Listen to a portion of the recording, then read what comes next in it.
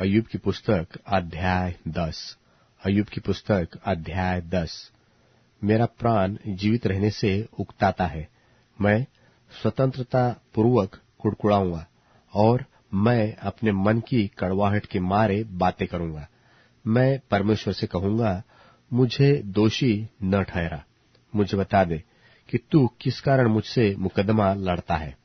क्या तुझे अंधेर करना और दुष्टों की युक्ति को सुफल करके अपने हाथों के बनाए हुए को निकम्मा जानना भला लगता है? क्या तेरी देहधारियों की सी आंखें हैं? और क्या तेरा देखना मनुष्य का सा है? क्या तेरे दिन मनुष्य के दिन के समान है?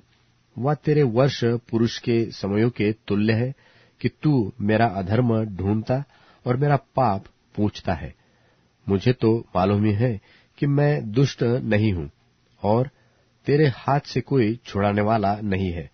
तूने अपने हाथों से मुझे ठीक रचा है और जोड़कर बनाया है, तो भी मुझे नाश किए डालता है। स्मरण कर कि तूने मुझको गुंधे हुए मिट्टी की नाई बनाया। क्या तू मुझे फिर धूल में मिलाएगा? क्या तूने मुझे दूध की नाई उंडेल कर और दही के समान जमाकर नहीं बनाया? फिर तूने मुझ पर चमड़ा और मांस चढ़ाया और हड्डियां और नसें गूंथ कर मुझे बनाया है। तूने मुझे जीवन दिया और मुझ पर करुणा की है, और तेरी चौकसी से मेरे प्राण की रक्षा हुई है, तो भी तूने ऐसी बातों को अपने मन में छिपा रखा।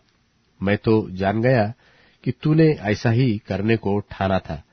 जो मैं पाप करूं तो तू उसका लेखा लेगा, और अधर्म करने पर मुझे निर्दोष न ठहराएगा। जो मैं दुष्टता करूं तो मुझ पर हाय, और जो मैं धर्मी बनूं तो भी मैं सिर न उठाऊंगा, क्योंकि मैं अपमान से भरा हुआ हूं और अपने दुख पर ध्यान रखता हूं। और चाहे सिर उठाओ तो भी तू सिंह की नाई मेरा अहेर करता है और फिर मेरे विरुद्ध आश्चर्यकर्म करता है। तू मेरे सामने अपने नए नए साक्षी ले आता है और मुझ पर अपना क्रोध बढ़ाता है, और मुझ पर सेना चढ़ाई करती है। तूने मुझे गर्भ से क्यों निकाला? नहीं तो मैं वही प्राण छोड़ता और कोई मुझे देखने भी नहीं पाता। मेरा होना न होने के समान होता और पेट ही से कब्र को पहुंचाया जाता। क्या मेरे दिन थोड़े नहीं? मुझे छोड़ दे और मेरी ओर से मुंह फेर ले कि मेरा मन थोड़ा शांत हो जाए, इससे पहले कि मैं वहां जाऊं जहां से फिर न लौटूंगा, अर्थात अंधियारे और घोर अंधकार के देश में, जहां अंधकार ही अंधकार है, और मृत्यु के अंधकार का देश जिसमें सब कुछ गड़बड़ है, और जहां प्रकाश भी ऐसा है जैसा अंधकार।